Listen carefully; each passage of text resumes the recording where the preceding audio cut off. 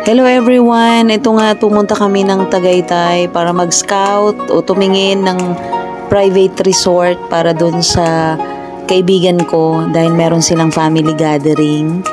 At dito kami napadpad, medyo looban yung lugar na to. Kailangan namin maglakad talaga at puro puno yung madadaanan namin.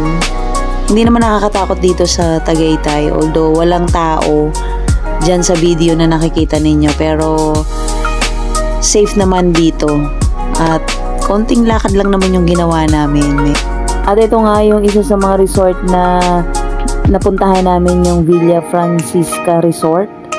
Tinignan namin yung looban nito kung ano ang itsura. Ito yung kanilang pool, medyo malaking man ng konti at pwede dito yung mga pangmaramihan talaga. 2 floor yung kanilang mga rooms at may mga deck sa loob. Di ko na binidyohan. May sarili din itong kitchen na pwedeng paglutuan kung gusto nyong magdala ng food dito. At ito yung itsura o view ng kanilang second floor.